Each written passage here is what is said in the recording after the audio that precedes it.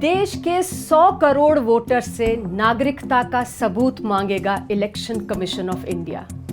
लेकिन वो independent appraisal जिसके बेसिस पर आयोग ये बड़ा कदम उठाने जा रहा है, उसे इलेक्शन कमीशन ने पब्लिक डोमेन में नहीं डाला। वह दस्तावेज गोपनीय है। बिहार में वोटर लिस्ट के स्पेशल इंटेंसिव रिवीजन SIR के तहत इलेक्शन कमीशन ने 65 लाख लोगों के नाम वोटर लिस्ट से हटा दिए हैं। कमीशन का कहना है इन लोगों की या तो डेथ हो गई है, या उन्हें लोग मिले नहीं, या वो लोग राज्य छोड़कर चले गए हैं। लेकिन इन 65 लाख लोगों के नाम और पते की सूची सार्वजनिक नहीं की गई है, जिस कारण से लोगों के पास कोई जरिया नहीं है कि वह चेक कर सके कि गलत नाम तो लिस्ट से नहीं कट गए।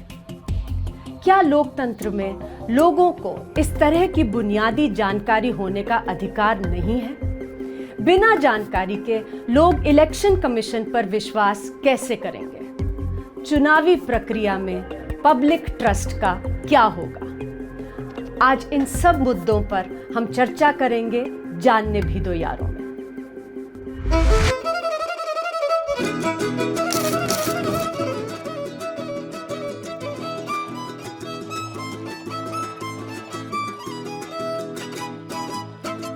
जानने भी दो यारों में आपका स्वागत है। मैं हूं अंजलि भारद्वाज और मेरे साथ हैं देश के पूर्व चुनाव आयुक्त मिस्टर अशोक लवासा और RTI कार्यकर्ता अमृता जौहरी। बिहार जैसे राज्य में जहां चुनाव में बहुत ही नैरो मार्जिन से हार या जीत तय होती है, 65 लाख वोटर्स की डिलीशन इलेक्शन रिजल्ट्स को पूरी तरह से बदल सकती है। 65 लाख वोटर्स यानी on an average her constituency में करीब 27,000 वोटर्स के नाम काटे गए हैं। पिछले चुनाव में बिहार की 2/3 कॉन्स्टिट्यूएंसीज में विक्ट्री मार्जिन इससे कम था। तो ये डिलीशन तो चुनाव के परिणामों को कंप्लीटली स्विंग कर सकते हैं, चेंज कर सकते हैं। स्पेशल इंटेंसिव रिवीजन की प्रक्रिया बिहार तक ही सीमित नहीं रहेगी। इलेक्शन कमीशन ने कहा है कि पूरे देश में इसे लागू करने जा रहे हैं कमीशन। जाहिर है सवाल उठ रहे हैं कि क्या कारण है कि इलेक्शन कमीशन ऑफ इंडिया इतनी जल्दबाजी में अचानक इतनी बड़ी प्रक्रिया देश के 100 करोड़ वोटर्स के साथ चला रहे हैं। वोटर्स से उनके नागरिकता का सबूत मांगा जा रहा है। पासपोर्ट, बर्थ सर्टिफिकेट जैसे दस्तावेज जो करोड़ों लोगों के पास देश में नहीं है, वो उन्हें कहा जा रहा है आप दिखाइए। और अगर दस्तावेज नहीं दिखा पाए तो उनकी नागरिकता पर सवाल उठ जाएगा, उनके वोटिंग का अधिकार छिन जाएगा।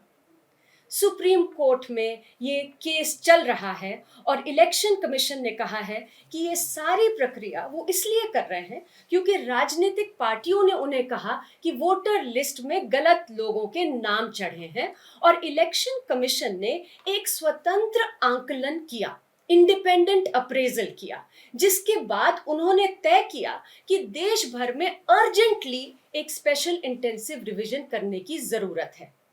पर हैरानी की बात यह है कि इस इंडिपेंडेंट अप्रेजल में क्या लिखा है, इसमें क्या पाया गया, इसकी जानकारी किसी के पास नहीं है। इलेक्शन कमीशन ने तो ना तो इंडिपेंडेंट अप्रेजल के कागज लोगों के साथ साझा किए हैं, ना सुप्रीम कोर्ट के साथ। मिस्टर लवासा, इतनी बड़ी प्रक्रिया इलेक्शन कमीशन पूरे देश में करने जा रहा है, 100 करोड़ वोटर्स जो हैं करीबन हमारे देश के, इसमें इन्वॉल्व होंगे। कह रहे हैं कि इंडिपेंडेंट अप्रेजल किया इलेक्शन कमीशन ने और हमने उसके बाद तय किया है कि हम ये कराएंगे। लेकिन इंडिपेंडेंट अप्रेजल तो किसी को मालूम ही नहीं है, दिखाया ही नहीं गया कि क्या लिखा है उसमें। तो आपको क्या लगता है कि क्या ये सारी सूचना इस तरह की इलेक्शन कमीशन को खुद ब खुद लोगों के साथ शेयर नहीं करनी चाहिए? पहले तो बहुत बहुत शुक्रिया मुझे बुलाने के लिए। और जैसा आपने कहा कि इतनी बड़ी एक एक्सरसाइज, इसके अंदर देश का लगभग हर एक वोटर इन्वॉल्व है और उसमें जो इलेक्ट्रल रोल को शुद्धिकरण या प्यूरिफिकेशन जिसको कहते हैं, वो करने की एक प्रक्रिया इलेक्शन कमीशन ने उसकी घोषणा की है। जहाँ तक ये बात है कि क्या ये करना उचित है, मैं समझता हूँ कि कोई भी इसमें दो राय नहीं रख सकता कि इलेक्टरल रोल का शुद्ध होना बहुत अहम है हर दृष्टिकोण से। अगर ऐसी इनपुट इलेक्शन कमीशन के पास है, चाहे वो कहीं से प्राप्त हुई हो या उन्होंने कोई इंडिपेंडेंट अप्रेजल कराया है, तो अच्छा रहेगा कि वो लोगों को बताएं कि भाई हमारी इंडिपेंडेंट अप्रेजल से हमको ये इनपुट मिला है। क्योंकि देखिए, जहाँ तक मेरी समझ है, इलेक्शन कमीशन ऑफ इंडिया जो एक संवैधानिक संस्था है, उसका सरोकार सीधा नागरिक के साथ। बिल्कुल। और भी बहुत सारी कॉन्स्टिट्यूशनल बॉडीज़ हैं जो संविधान में जिनको क्रिएट किया गया है, पार्लियामेंट हो, चाहे स्टेट लेजिस्लेचर हो, फाइनेंस कमीशन हो, कोर्ट्स हो, ट्रिब्यूनल्स हो, अलग अलग संस्थाएं क्रिएट की। लेकिन अगर आप हर संस्था के काम का विश्लेषण करें तो आप ये पाएंगे कि हर संस्था का काम कहीं ना कहीं सरकार के काम से जुड़ा हुआ है। मिसाल के तौर पर पार्लियामेंट वही बिल टेकअप करती है जो सरकार पेश करती है। इलेक्शन कमीशन सिर्फ एक ऐसी संस्था है जिसका कार्य क्षेत्र जो है वो सरकार के काम से नहीं जुड़ा हुआ। उनका काम सीधा नागरिक और नागरिक का जो हक कॉन्स्टिट्यूशन ने दिया है उसके साथ है। और उनका उत्तरदायित्व भी बड़े सूझबूझ से संविधान में ये कहा गया कि भाई आपको हम पूरा इख्तियार देते हैं और आप ये इंश्योर करें कि एक हर जो नागरिक योग्य है आर्टिकल 326 के तहत उसका नाम इलेक्टोरल रोल में आए। बिल्कुल। दूसरा, आप इलेक्शन वो अपना वोटिंग राइट ठीक तरह से एक्सरसाइज कर सके, उसके लिए आप व्यवस्था पूरी करें, उसके लिए आपको पूरी छूट है, पूरी आज़ादी है। और तीसरा ये है कि इलेक्शन के दौरान जब अलग अलग कैंडिडेट्स अलग अलग पार्टी स्पर्धा में हैं तो आप ये कोशिश करिए कि सबके लिए एक लेवल प्लेइंग फील्ड हो। तो ये जो तीनों काम मुख्य जिम्मेदारी इलेक्शन कमीशन की है, इनका सरकार से कोई लंबा चौड़ा लेना देना नहीं है। हालांकि ये ज़रूर है कि इलेक्शन कमीशन अपने काम को करवाने के लिए सरकारी मशीनरी के ऊपर बहुत हद तक डिपेंडेंट रहता है। लेकिन आप ये देखिए कि संविधान में ये कहा है कि इलेक्शन कमीशन अपने काम के लिए प्रेसिडेंट या गवर्नर से रिक्वेस्ट करेगा कि जो रिसोर्सेज चाहिए वो उपलब्ध कराएं। सरकार नहीं कहा, बिल्कुल उसमें ये नहीं कहा कि आप सरकार से मांगेंगे, आप गवर्नर या राष्ट्रपति से मांगेंगे। तो एक तरह का जो आर्किटेक्चर बनाया है वो इस तरह का है कि इलेक्शन कमीशन का दायरा बिल्कुल साफ है और सीधा सरोकार लोगों के साथ, नागरिकों के साथ है। और जो आपने कहा mister Lavasa, which is so important, कि इलेक्शन कमीशन का कॉन्स्टिट्यूशनल रिस्पॉन्सिबिलिटी है फ्री एंड फेयर इलेक्शंस कराना, और उसमें वोटर लिस्ट का एक बहुत ही इम्पॉर्टेंट और अहम रोल है। क्योंकि अगर वोटर लिस्ट ठीक नहीं होगी तो चुनाव फिर कैसे सही से हो सकते हैं। मतलब बार बार ये कहा जाता है कि voter list is the underbelly, soft underbelly of elections. क्योंकि अगर वोटर लिस्ट के साथ ही गड़बड़ी पहले हो जाए तो फिर चुनाव का कोई मतलब ही नहीं रह जाता। और इसीलिए कहीं पर लोग इतने कंसर्न्ड भी हैं कि ये जो वोटर लिस्ट की अब शुद्धिकरण की बात हो रही है, पर जिस तरीके से हो रही है वो बहुत ही चिंताजनक है। अब जो लेटेस्ट प्रेस रिलीज निकला है इलेक्शन कमीशन का, उसमें कमीशन कह रहा है 65 लाख लोगों के नाम काटे गए हैं, ड्राफ्ट रोल जो वोटर लिस्ट का निकला है। और उसके अंदर ऐसे लोग हैं 22 लाख जो कह रहे हैं कि उनकी मृत्यु हो चुकी है, 36 लाख ऐसे लोग हैं जो कि या तो उन्हें मिले नहीं जब ये पूरी स्पेशल इंटेंसिव रिवीजन की एक्सरसाइज हुई, या फिर वो परमानेंटली बिहार छोड़कर चले गए हैं। लेकिन अचंभे की बात यह है कि इलेक्शन कमीशन ने किसी का नाम और पता, जो कि उन जिनके नाम काटे जा रहे हैं, वो कहीं पर पब्लिक नहीं किया, लोगों के साथ कहीं भी शेयर नहीं किया। अब ये इससे बड़ी समस्या है, क्योंकि कई बार हमने देखा है देश में जब ऐसी एक्सरसाइज होती है और इतनी मैसिव एक्सरसाइज होती है तो गलती से लोग छूट जाते हैं और उन्हें या तो मृत डिक्लेयर कर दिया जाता है। जैसे राजस्थान में ही रिसेंटली हुआ था एक केस, जहाँ पर पेंशनर्स थे, जो ओल्ड एज पेंशन जिन्हें मिलती थी, उनकी पेंशन बंद हो गई क्योंकि सरकार ने जब एक्सरसाइज करी, उन्होंने कहा कि हज़ारों लोग जो हैं वो मर चुके हैं और इसलिए उनको अब पेंशन नहीं मिलेगी। लोगों को जब लिस्ट मिली, उन्होंने लिस्ट देखी तो उन्होंने अपने नाम उस पर देखे, उन्होंने जाके कहा मैं तो ज़िंदा हूँ, और उनकी पेंशन वापस शुरू हुई। तो ये पूरा जो अपॉर्चुनिटी है कि जाकर कोई ये देख सके कि कहीं गलती से मेरा नाम जिन लोगों की डेथ हो गई है उसमें तो नहीं ऐड हो गया, मैं तो जिंदा हूँ, या मैं यहीं रहती हूँ, मेरा नाम इसमें तो नहीं हो गया कि मैं यहाँ से चली गई हूँ।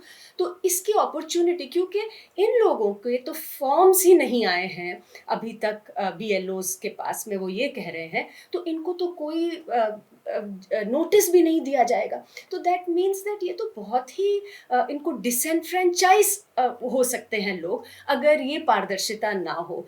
तो आप इस पे आपको क्या? नहीं, ये मुझे लगता है कि जब पिछली हियरिंग हुई थी सुप्रीम कोर्ट की, उसके अंदर भी ये मसला आया था।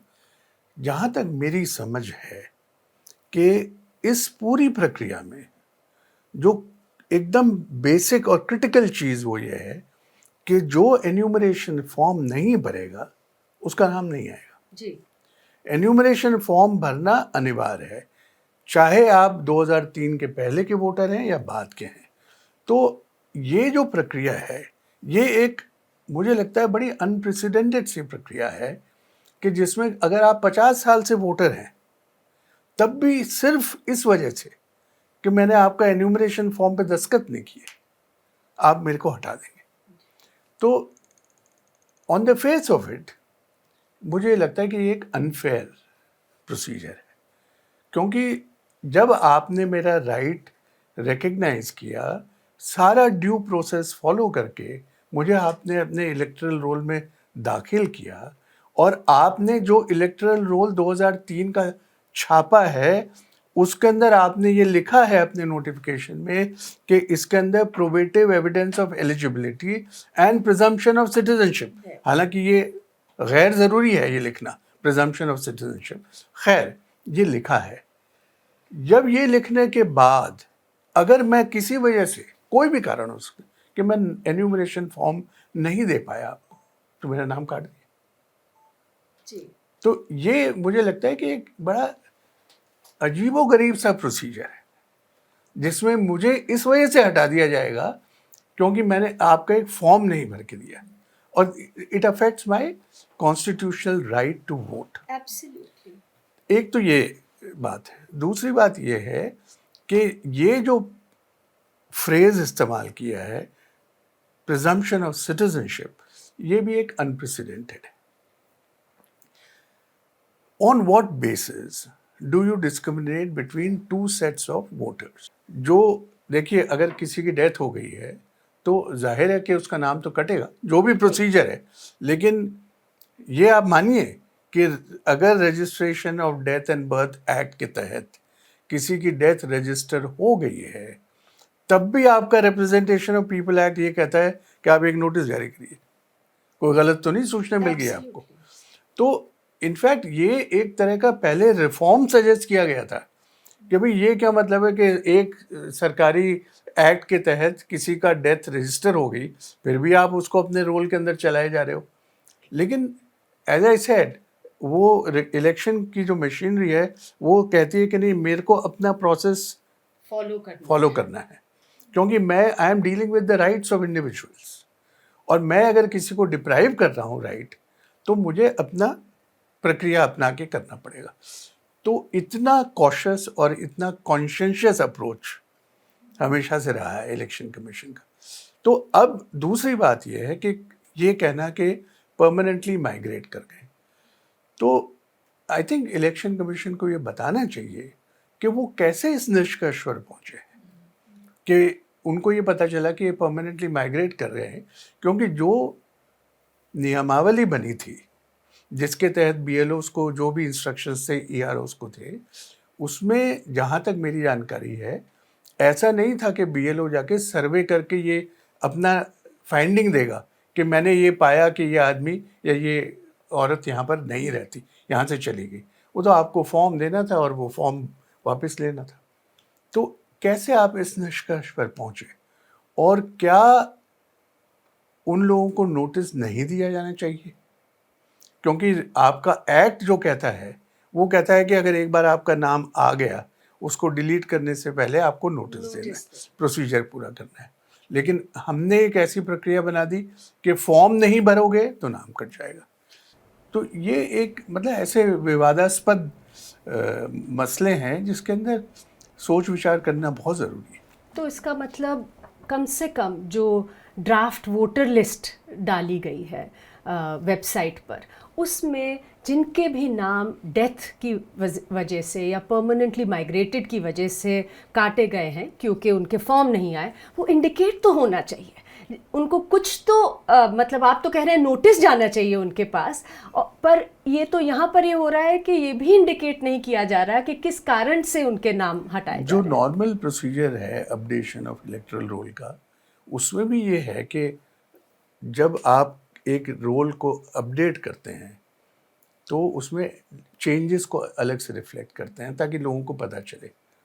लेकिन एक और ट्रांसपेरेंसी के लिहाज से मेरा ये मानना है कि कल 1 अगस्त है, लिस्ट छपेगी ड्राफ्ट रोल।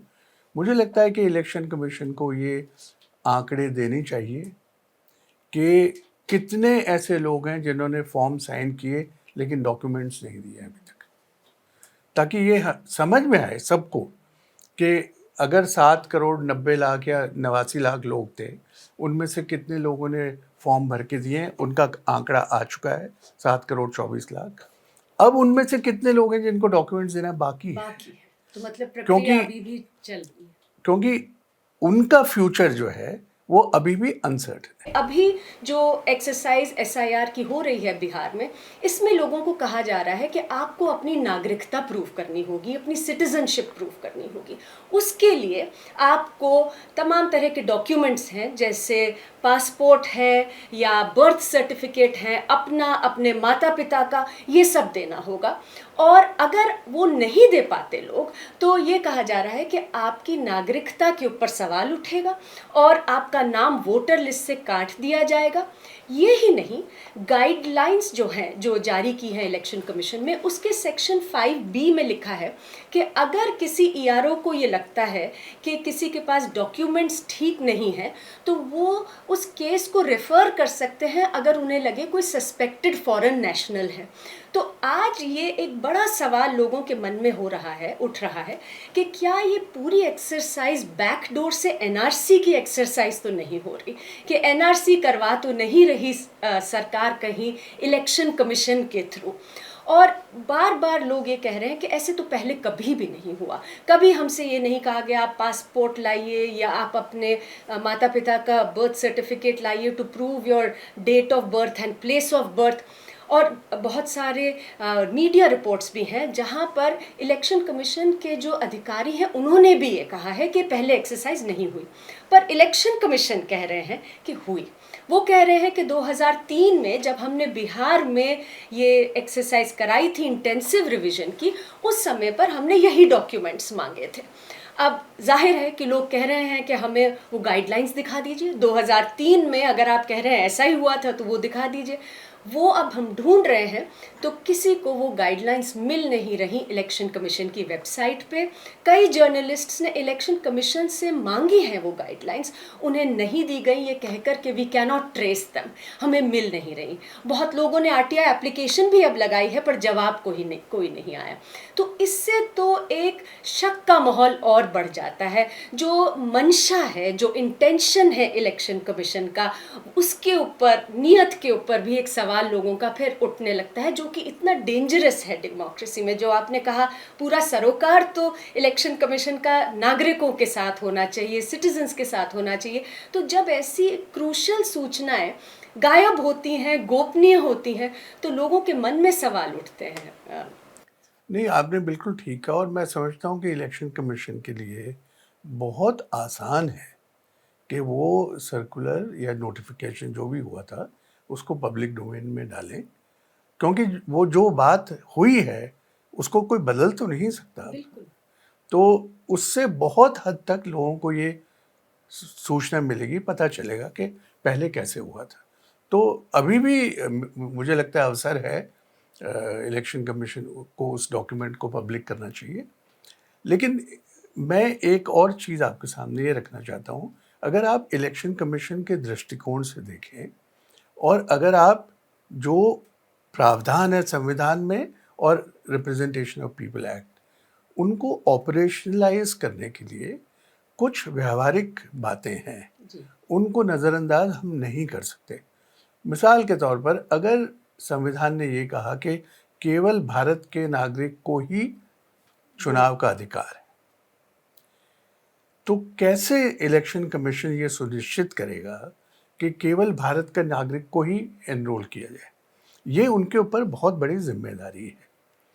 लेकिन ये जिम्मेदारी आज नहीं डाली गई है, ये जिम्मेदारी 26 जनवरी 1950 से है और बहुत सूझबूझ से मुझे लगता है जिन्होंने संविधान बनाया उनको भी इस चीज़ का अंदाज़ा था, तो उन्होंने पूरी स्वायत्तता, पूरी इंडिपेंडेंस इलेक्शन कमीशन को दी कि आप अपना तरीका इख्तियार करें, बशर्ते कि किसी कानून से वो टकराव नहीं होता उसका। और वही पावर को देखते हुए इलेक्शन कमीशन ने अपने पूरे प्रोसीजर्स इवॉल्व किए हैं। और जो आपने पहला सवाल उठाया कि जो इलेक्टोरल रोल की इंटीग्रिटी या उसका शुद्ध होना बड़ा अनिवार्य है, उसके ऊपर शुरू से ध्यान है। जैसे सबको पता है कि जब पहला रोल बना था तो तकरीबन 1.5 साल लगा उसको बनाने में, और चीफ इलेक्शन कमिश्नर ने उस वक्त ये इंश्योर किया, इसके बावजूद कि प्रधानमंत्री जी ने उस वक्त 2 बार पार्लियामेंट में घोषणा की कि चुनाव जल्दी होने वाले हैं, लेकिन उनका ये मानना था और इलेक्शन कमीशन का कि जब तक रोल ठीक से नहीं बनता तब तक चुनाव कराना प्रीमेच्योर होगा। और उन्होंने बहुत सारे कदम उठाए और एक रोल बना जिसमें 17-18 करोड़ लोग आए। तो वो 17-18 अब बढ़ के 99 करोड़ के करीब हो गए। और उसमें कोई ये नहीं कह सकता कि भाई बहुत सारे ऐसे लोग आ गए हैं जो योग्य नहीं है। Absolutely.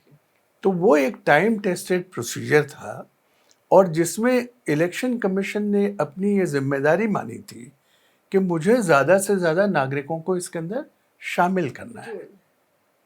तभी वो बार बार जाते थे लोगों के पास।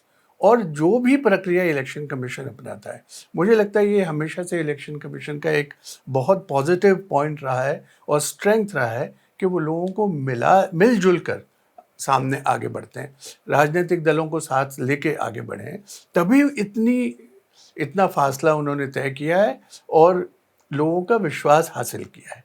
तो पारदर्शिता जो आपने कहा वो एक बिल्कुल कोर प्रिंसिपल है ऑपरेशंस का। जी जी। नहीं, इसके अंदर एक जो इम्पॉर्टेंट मुद्दा जिसके बारे में आपने पहले भी जिक्र किया कि 2003 में अब जो इलेक्शन कमीशन कह रहे हैं कि लिस्ट जारी हुई थी, वोटर लिस्ट 2003 की बिहार में जो जारी हुई थी, उससे सैक्रोसैंक्ट माना जा रहा है। कहा जा रहा है कि अगर आपका नाम 2003 की वोटर लिस्ट में था तो हम आपकी नागरिकता को प्रिज्यूम करेंगे, प्रिज्यूम्ड सिटीजनशिप। लेकिन 2003 की अगर वोटर लिस्ट में आपका नाम नहीं था तो आपको अपनी नागरिकता प्रूव करनी होगी, उसके लिए डॉक्यूमेंट देने होंगे, पासपोर्ट देना होगा, बर्थ सर्टिफिकेट देना होगा, कई केसेस में अपने माता पिता का बर्थ सर्टिफिकेट भी देना होगा अगर आप 87 से पहले पैदा हुए, और ये सारी चीज़ें। अब इसके अंदर ये सवाल उठ रहा है कि 2003 में चुनाव हुए, जब ये लिस्ट बनी थी उसके बाद भी तो इतने चुनाव हुए हैं बिहार में। 10 चुनाव हो गए, 5 राज्य स्तर पर और 5 जनरल इलेक्शंस हो गए, 2004, 2009, 14, 19, 24। हर एक केस में वोटर लिस्ट जो है वो फाइनलाइज हुई थी। अब वोटर लिस्ट फाइनल हुई, इसका मतलब हम यही समझते हैं कि इलेक्शन कमीशन ने अपने आप को सेटिस्फाई किया कि लोग एलिजिबल हैं, एलिजिबल वोटर्स के ही नाम डाले गए इन द वोटर लिस्ट। तो एलिजिबल वोटर्स के ही नाम अगर डाले गए वोटर लिस्ट में, तो आज उन वोटर लिस्ट्स को क्यों मान्यता नहीं दी जा रही? एक बड़ा सवाल लोगों के मन में उठ रहा है। क्या इलेक्शन कमीशन कह रही है कि हमने केवल अपने आप को सेटिस्फाई केवल 2003 में किया, उसके बाद के जो चुनाव हुए उसमें ऐसे ही लोगों को जोड़ दिया गया था? तो फिर वो जो चुनाव हुए वोटर लिस्ट्स के बेसिस पर, उन चुनावों से तो सरकारें बनी हैं। तो लोग फिर मतलब एक बड़ी विडंबना पैदा हो रही है, और ये तो this can shake confidence of people in the process of elections, कि भाई हम जा रहे हैं, हम चुन रहे हैं लोगों को और सरकारें बन रही हैं बाकायदा, लेकिन उसके बाद ये कहा जा रहा है कि वो वोटर लिस्ट पे लेकिन हमें विश्वास नहीं है। तो ये आप इसको कैसे देखते हैं? अंजलि, ये मेरा देखने का नज़रिया थोड़ा इसमें फ़र्क है। अगर मेरा नाम इलेक्टोरल रोल में है और मैंने कभी वोट नहीं दिया, चाहे 50 साल से, तब भी ये नहीं कहा जा सकता कि मेरा नाम हटा देना चाहिए। मैं वोट का इस्तेमाल करूं या ना करूं, ये मेरा अधिकार है। बिल्कुल। इस वजह से कि मैंने अपने अधिकार का उपयोग नहीं किया, मेरा नाम नहीं हटाया जा सकता। तो इसलिए ये आर्ग्यूमेंट लेना कि भाई उसके बाद इतने इलेक्शन में लोगों ने वोट दिया, वो ठीक, तब उनका नाम क्यों हटाया जाए, मैं तो कुछ और कह रहा हूँ।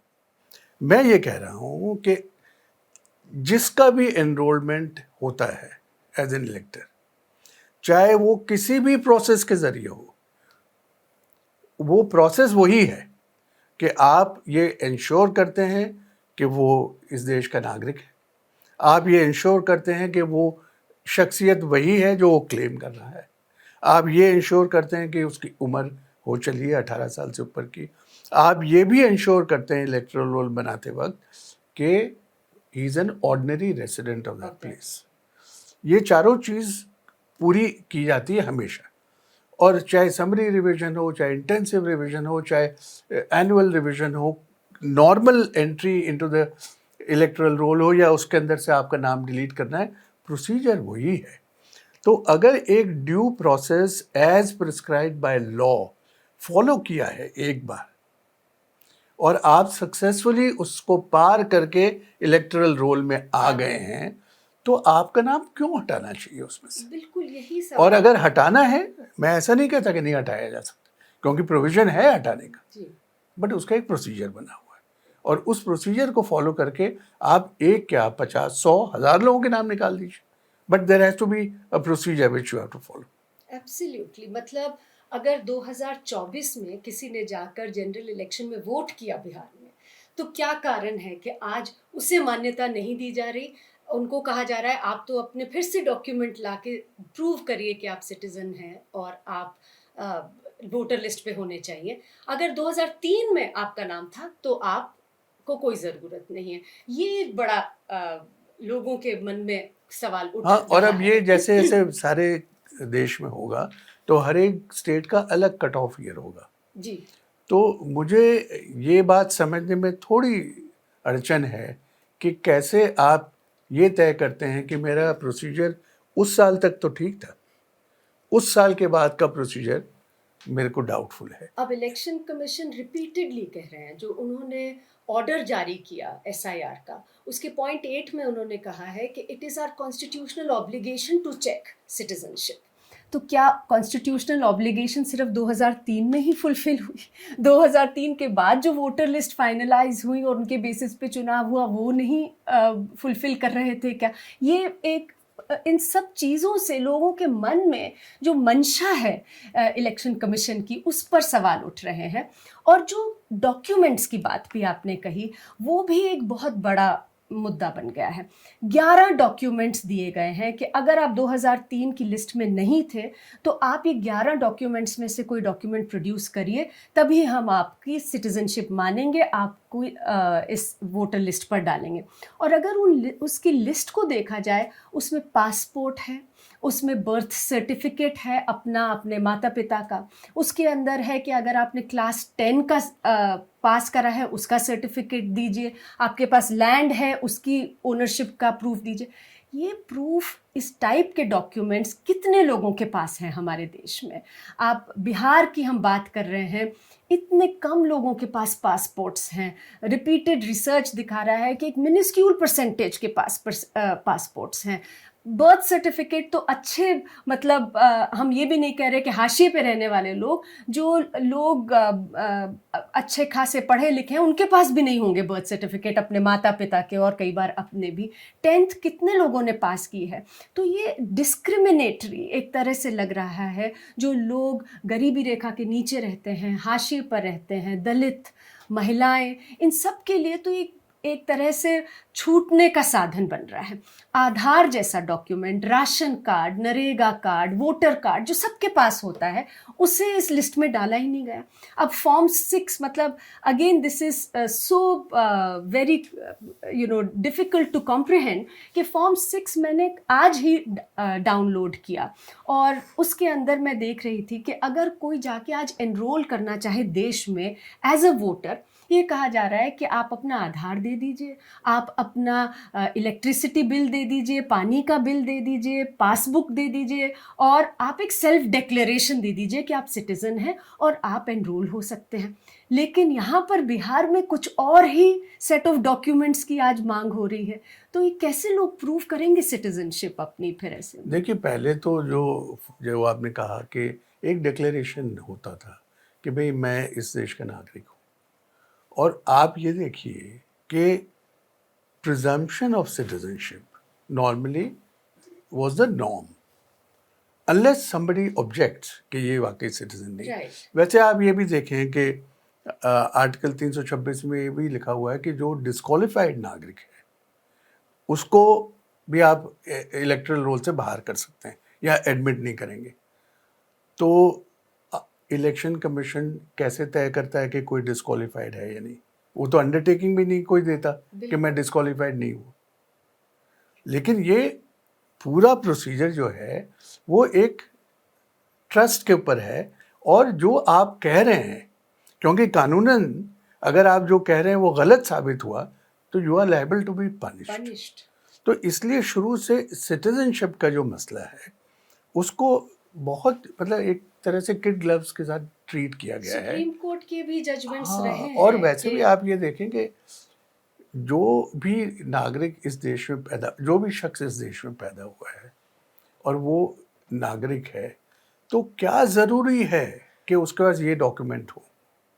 मतलब क्यों ज़रूरी है? अगर मैं अनपढ़ हूँ, मैं नहीं जाता स्कूल, मुझे सरकार की किसी योजना से कुछ नहीं लेना देना, तो क्या ज़रूरी है कि मैं कोई दस्तावेज बनाऊं? बिल्कुल। तो आप ये मान के कि क्योंकि मेरे पास एक भी दस्तावेज नहीं है और ये मान के कि मेरे पास बर्थ सर्टिफिकेट नहीं है, तो आप ये कहेंगे कि नहीं, आपको एनरोल नहीं कर सकते, आपको वोटिंग का अधिकार नहीं, ये तो नहीं कर सकते ना।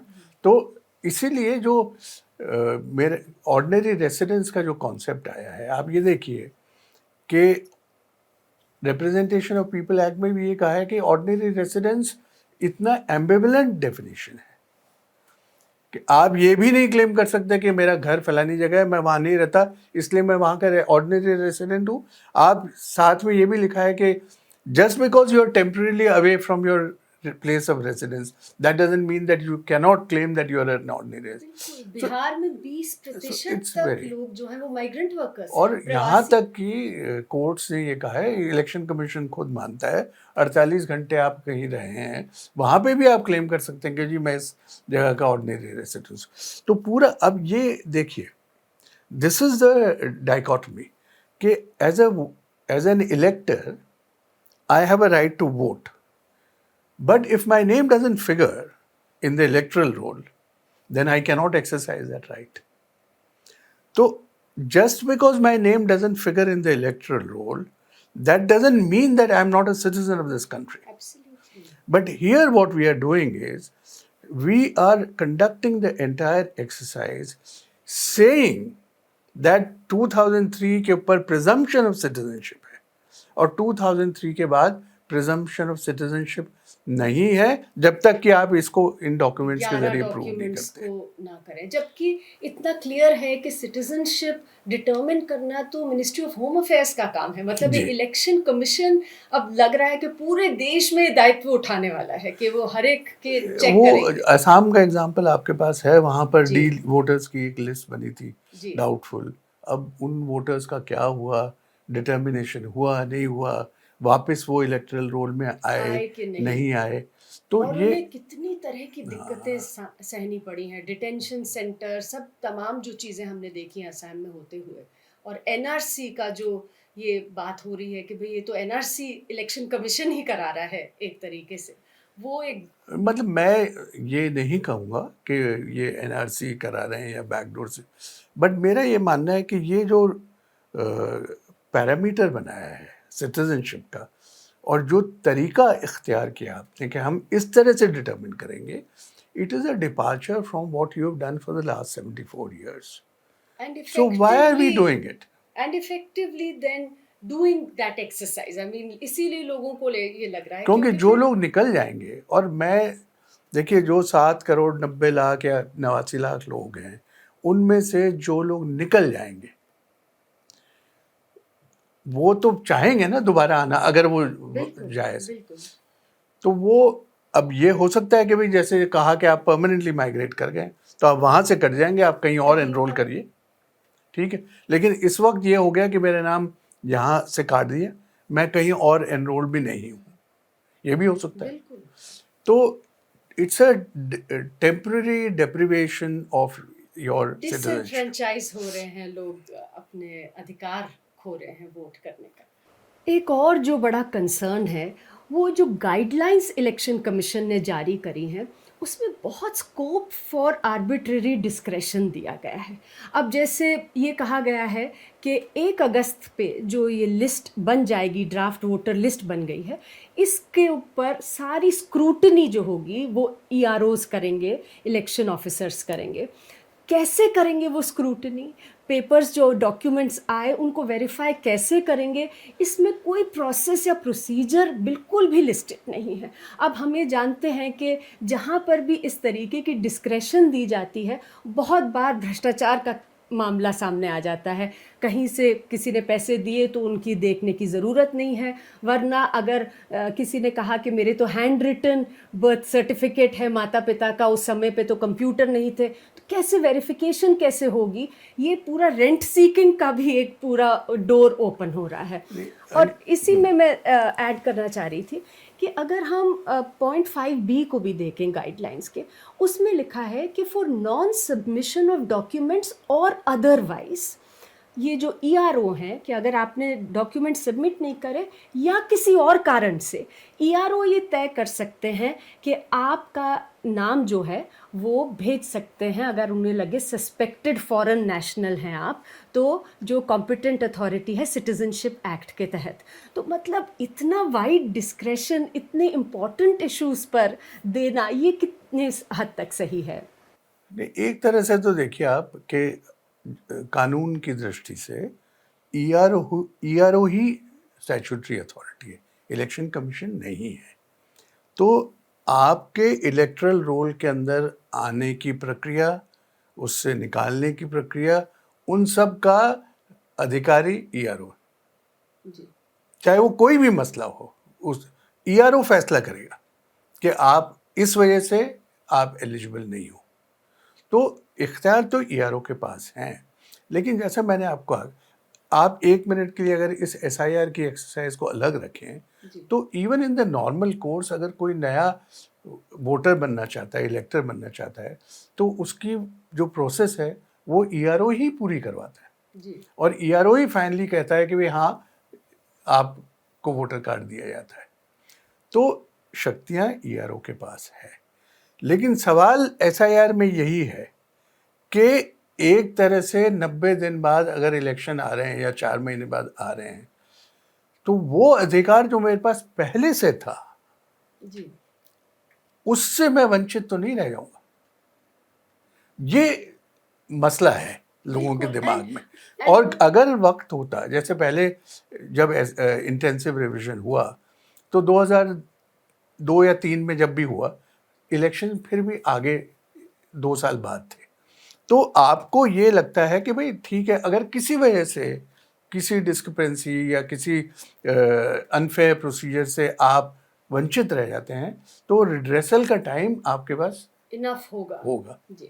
पर वही है कि ERO is a statutory officer और उनके पास इमेंस पावर्स हैं, बट फिर अकाउंटेबिलिटी भी जो उनकी है वो भी होनी चाहिए। और अगर processes procedures properly laid down नहीं है, कोई नहीं कह रहा है कि ईआरओ को पावर नहीं होनी चाहिए, पर कैसे वो अराइव करेंगे, किस तरीके से वो काम करेंगे, डिस्क्रेशन कहाँ पर यूज़ करेंगे, और फिर किस तरीके से वो रीजन ऑर्डर देंगे फाइनली, ये सारी चीज़ें अगर ना हो तो फिर बड़ी दिक्कत होगी। और ये इलेक्शन कमीशन तो आखिर 500 550 लोगों की एक संस्था है।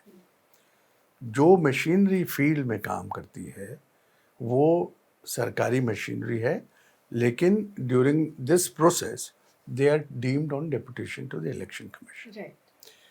तो इतनी छोटी संस्था इतने बड़े मजमे पे कैसे नज़र रखती है, ये एक विचार करने वाली बात है। तो इलेक्शन कमीशन का हमेशा से नज़रिया ये रहा है कि एक तो इतनी ज़्यादा ट्रेनिंग दीजिए और इतनी ज़्यादा देख रेख सुपरविजन करिए, प्रोसीजर्स इन्वेंट करिए कि हर जगह चेक्स हो। और तीसरी जो चीज़ है हमेशा से कि media has been a friend of election commission. तो कोई भी चीज़ जो मीडिया में आती है वो इलेक्शन कमीशन को अलर्ट करती है कि भाई we should look into this, हो सकता है हमसे रह गया हो। तो ये अगर मीडिया कोई भी बात सामने रखता है कि जी हमने ये वहाँ पर ऑब्जर्व किया है, immediately it should be verified.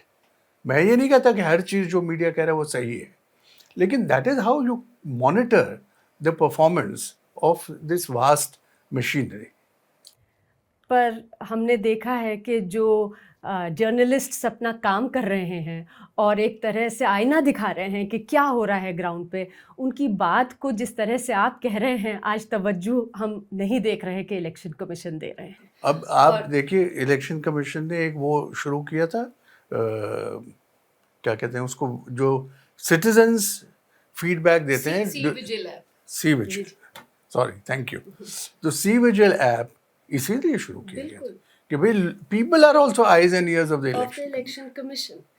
पर mister Lavasa brings me to the last question that आप खुद इलेक्शन कमीशन में रह चुके हैं, आपने जो तमाम चीज़ें बताई कि होनी चाहिए और ऐसा होता भी आया हमारे देश में, we have taken great pride in the electoral process, किस तरीके से चला है इतने सालों तक, इतने दशकों तक, एंड बाय एंड लार्ज सभी को ये यकीन रहा है कि फ्री एंड फेयर इलेक्शंस होते हैं हमारे देश में।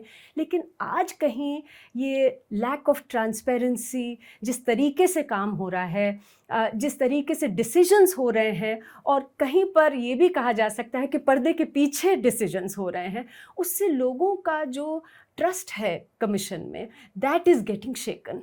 और हम ये देखते आ रहे हैं कि पिछले 10 साल के करीब जो रिकॉर्ड अगर देखें इलेक्शन कमीशन में जो काम चल रहा है वो बड़ा चिंताजनक रहा है। सिलेक्टिव एक्शन ऑन कंप्लेंट्स, जब जो अपोजिशन पार्टीज़ हैं वो शिकायत करती हैं अगर रूलिंग पार्टी के नेताओं पे, उन पे एक्शन नहीं होगा, लेकिन अगर अपोजिशन के ऊपर शिकायतें आती हैं मेंबर्स पे तो उस पे एकदम से एक्शन हो जाता है। ये तो बहुत चिंता की बात रही है। आपने तो कमीशन से रिज़ाइन भी किया था फाइनली।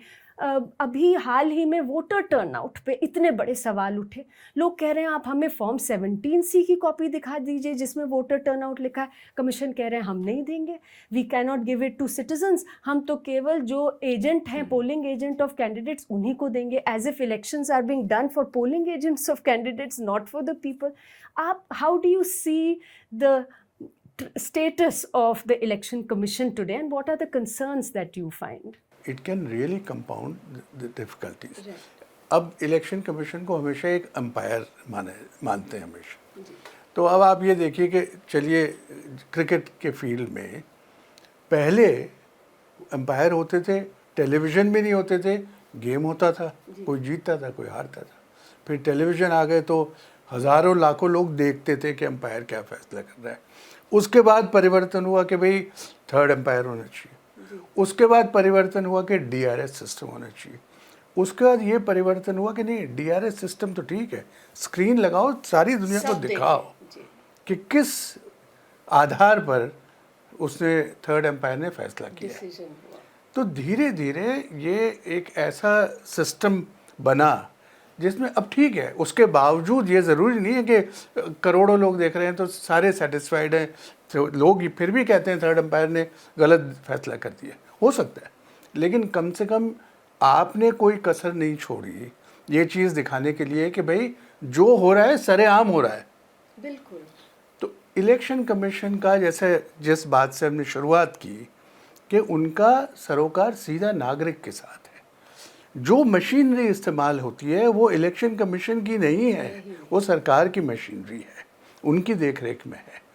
तो कोई भी ऐसी बात अगर कही जाती है जहाँ पर परफॉर्मेंस या नॉन कंप्लायंस ऑफ इंस्ट्रक्शंस है, तो election commission should be more than happy to take cognisance of that.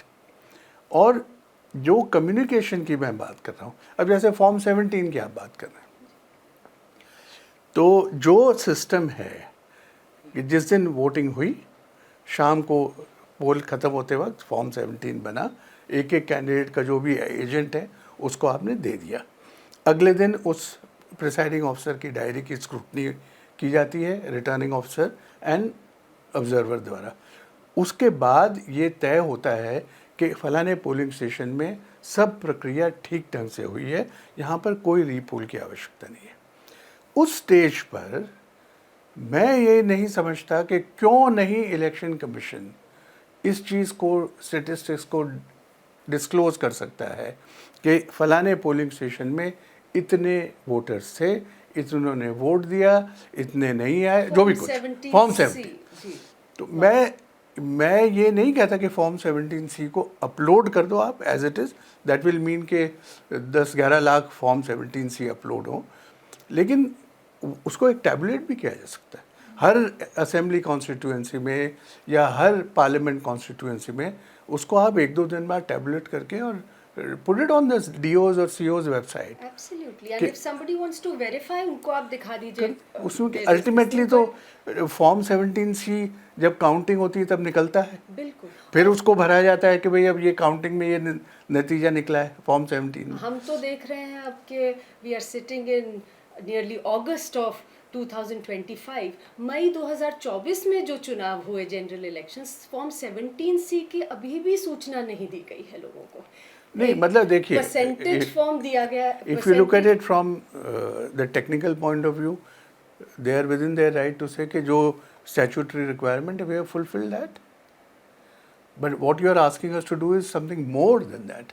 And what I am saying is that in order to ensure the trust of people and in the interest of transparency, आप ये disclose कर देंगे तो आपका कोई नुकसान नहीं होगा, ऑन द अदर हैंड फ़ायदा ज़रूर होगा। इसी तरह से इलेक्ट्रल रोल के बारे में मैं कहता हूँ, जब भी इलेक्ट्रल रोल्स बनते हैं आपको एक कायदा बनाना चाहिए कि किसी भी पोलिंग स्टेशन में अगर फलाने परसेंट से ज़्यादा डिलीशन या एडिशन हुए, हम उस पोलिंग स्टेशन को अलग से रेड फ्लैग करेंगे at the time of draft.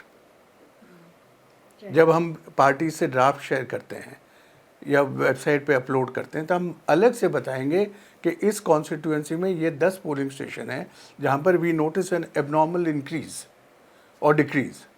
Now if you make that disclosure then it is for the higher authorities to scrutinise and satisfy themselves कि भाई ये कोई गड़बड़ तो नहीं है। अब क्योंकि इलेक्शन कमीशन बन गया, इट्स अ मॉनिटर, वो खुद थोड़ी करता है। तो अगर आप इन सब चीज़ों को रेड फ्लैग करके और डिस्क्लोज करें openly, then people will have to be alert at the right time. Absolutely, बिल्कुल। तो अब हम चलते हैं अपने अगले सत्र में। तो ये जो बिहार में अभी जो स्पेशल इंटेंसिव रिवीजन चल रहा है, इसका अगर हम देखें कि इसकी खबर पहली बार जून 24 को पूरे देश के सामने रखी गई, जब एक प्रेस नोट निकाला इलेक्शन कमीशन ऑफ इंडिया ने, जिसमें उन्होंने बताया कि अब बिहार में एक ये SIR शुरू हो रहा है और उसके साथ एक आदेश भी अटैच था जिसमें ये बताया कि बिहार से तो शुरू हो रही है एक्सरसाइज लेकिन देश भर में की जाएगी। और एक और डॉक्यूमेंट निकला, वो भी जून 24 का था, जो एक लेटर था from election commission of India to the chief electoral officer of Bihar, जिसमें कि बोला गया कि कल से यानी कि जून 25 से आप ये स्पेशल इंटेंसिव रिवीजन शुरू कर दीजिए। तो एक सवाल जब ये पूरा बाहर आया तो पार्टियों ने भी पूछा कि हमें तो पता ही नहीं था कि कितनी बड़ी एक्सरसाइज होने वाली है, नागरिकों को कुछ नहीं पता, कोई कंसल्टेशन नहीं हुई, मतलब कंसल्टेशन तो एक बहुत हायर लेवल ऑफ एक्सपेक्टेशन है, सूचना भी नहीं थी। और पार्टियों ने बोला कि इतनी बार अभी मीटिंग्स हुई थी इलेक्शन कमीशन के साथ, इनफैक्ट इलेक्शन कमीशन ने उसी से कुछ दिन पहले एक प्रेस रिलीज भी जारी किया था कि हम 21 नए इनिशिएटिव कर रहे हैं टू इंश्योर कि वोटर का ट्रस्ट हो और बेहतर तरीके से इलेक्शन चले। तो क्या ये मतलब एक तरीके से सीक्रेसी में एक ये डिसीजन लिया गया, क्योंकि इसमें ट्रेनिंग तो जरूर की गई होगी, इसमें बैकग्राउंड वर्क किया होगा, क्यों इसमें एक जो प्रक्रिया रही है कि साथ में लेकर चलने की, आप सिटीजन्स को भी बताते, आप पार्टियों को भी बताते, आप बताते कि 2 महीने के बाद हम ये करने वाले हैं, हो सकता है कि उसमें कुछ इनपुट्स भी आते, तो क्यों इस टाइप की हड़बड़ी और ना बताना लोगों को? How do you see that? अब देखिए, हड़बड़ाहट तो हम आपको लग रही होगी, इलेक्शन कमीशन को नहीं लग रहा होगा कि हड़बड़ाहट है, लेकिन फिर भी अगर इस प्रोसेस को आप देखें तो सारे देश में लागू होगा, तो सारे देश में वो हलचल नहीं है जो बिहार में, क्योंकि बिहार में तुरंत लागू हो गया। तात्पर्य ये है कि अगर अच्छी तरह से तैयारी हो, और तैयारी का मतलब ये नहीं है कि जो मशीनरी जिसको करना है वो तैयार हो, तैयारी का मतलब है कि लोगों को आप समझाएं कि अब हम ये सिस्टम लागू करने जा रहे हैं और आपसे ये हमारी अपेक्षा है कि आपको ये डॉक्यूमेंट्स में से कुछ देना पड़ेगा। फिर आप स्टेट गवर्नमेंट से, आप पॉलिटिकल पार्टीज से और बाकी जितने भी स्टेक होल्डर्स हैं उनसे मशवरा करें कि ये प्रक्रिया लागू होने में क्या दिक्कतें आ सकती हैं। जैसा कि अब अगर 1 जनवरी से अगले स्टेज में ये सब जगह लागू होगा, तो अभी है लोगों के पास 5-6 महीने, तैयारी कर सकते हैं कि भाई हमको ये करना है। तो मुझे लगता है कि इतनी फॉर्मिडेबल और मैमथ एक्सरसाइज, और बाय द वे मैं आपको ये ज़रूर कह दूं कि इस देश में अगर कोई संस्थाएं हैं जो बहुत फॉर्मिडेबल एक्सरसाइज कर सकती हैं तो election commission is one of them, वो करते आए हैं। लेकिन ज़्यादातर जितनी एक्सरसाइज वो करते हैं वो प्रिडिक्टेबल होती है। इलेक्शन सबको पता है कि इतने साल बाद होने वाला है और उसकी बैकवर्ड क्लॉक चलती रहती है इलेक्शन कमीशन में। मशीनरी को पता है कि अगर फलाना एक्सपेक्टेड डेट है तो मुझे 365 दिन से या 10 महीने पहले ये प्रक्रिया करनी है। लेकिन ये जो स्पेशल इंटेंसिव रिवीजन है, ख़ास तौर से जिसमें प्रोसीजर पूरा बदला गया है, उसमें मैं समझता हूँ कि थोड़ी इत्मीनान से, सलाह मशवरे से करने वाली चीज़ है। जी बिल्कुल। और जो मेन स्टेक होल्डर्स हैं, पॉलिटिकल पार्टीज एंड सिटीजन्स, मतलब बिहार में सब पॉलिटिकल पार्टीज ने आके प्रेस कॉन्फ्रेंसेस करी कि हमें तक नहीं बताया गया, हमसे कोई बातचीत नहीं हुई और फटाफटा बोला गया जल्दी से अपने बूथ लेवल एजेंट्स नियुक्त करिए जिससे कि वो हमारे बीएलओस के साथ साथ जाके काम देख पाए। तो और ये पहली बार नहीं है कि हम देख रहे हैं कि एक तरीके से जल्दबाजी में या बिना किसी कंसल्टेशन के ऐसे हुआ। अभी हाल ही में एक इन्वेस्टिगेटिव रिपोर्टर अरविंद गुनासेकर ने आरटीआई के माध्यम से डॉक्यूमेंट्स निकाले जिसमें कि ये पता चला कि पिछले साल जो कॉन्डक्ट ऑफ इलेक्शन रूल्स बदले गए थे उसमें दिसंबर में एक आदेश आया था Punjab and Haryana high court का, जिसमें कि उन्होंने बोला था कि आपको फॉर्म 17C, सीसीटीवी फुटेज और अन्य जो भी डॉक्यूमेंट्स है वो एज पर द रूल्स अगर वो आपको देने हैं तो आपको देने चाहिए, अगर वो एग्जेम्प्ट है तो आप मना कर दीजिए। ये आदेश आया फर्स्ट वीक ऑफ दिसंबर में और दिसंबर 20 को इलेक्शन कमीशन ने ये पूरा का पूरा अपना जो कॉन्डक्ट ऑफ इलेक्शन रूल्स है वो अमेंड कर दिया और आरटीआई के माध्यम से पता चला कि एक ही दिन के अंदर अंदर कंसल्टेशन भी हो गई मिनिस्ट्री ऑफ लॉ के साथ, इलेक्शन कमीशन का भी अप्रूवल आ गया। और इसमें भी इनफैक्ट सवाल यही उठता है कि जब आप इतना बड़ा एक नियम बदल रहे हैं तो क्या आप पार्टियों से, क्या आप सिटीजन से बात नहीं करेंगे, क्या आप ऐसे दस्तावेज को पब्लिक में नहीं डालेंगे टू सीक ओपिनियन कि लोगों का इसको क्या मानना है, क्या लोगों को लगता है कि ये अच्छा बदलाव हो रहा है। तो कहीं ना कहीं वो एक चीज की पब्लिक ट्रस्ट अल्टीमेटली इसी चीजों पे बंधता है कि आपने एक ड्राफ्ट डाला, आपने बोला चलिए 30 दिन में आप सब जवाब दीजिए, उसके बाद कोई मीटिंग्स करिए और फिर आराम आराम से एक धीरे पेस पे चलिए जिससे कि लोगों को भी समझ आए। तो क्या ये इस तरीके के सडन चेंजेस जो हम बार बार देखते आ रहे हैं, ये क्या चिंता का एक विषय आपको लगता है कि है? देखिए, हमेशा से, और इलेक्शन कमीशन के अलावा भी सरकार भी जब कोई भी कानून बनाती है तो उसका एक बाकायदा प्रोसीजर है कि कैसे पब्लिक कंसल्टेशन उसके अंदर होना चाहिए। Even when the bill is introduced in the parliament, उसके बाद भी इट इज़ पॉसिबल कि वो कंसल्टेटिव कमेटी के पास चलाए। कहने का मतलब ये है कि unless there is a tearing hurry कि नहीं नहीं हमको तो आज ही करना है या कल ही करना है, for whatever reasons, sometimes these reasons are justified कि government wants to do, or any body entrusted with this responsibility wants to act very quickly. But normal जो citizens को affect करने वाले procedures हैं, मुझे नहीं लगता कि उनको इतनी जल्दबाजी में करने की कोई आवश्यकता होती।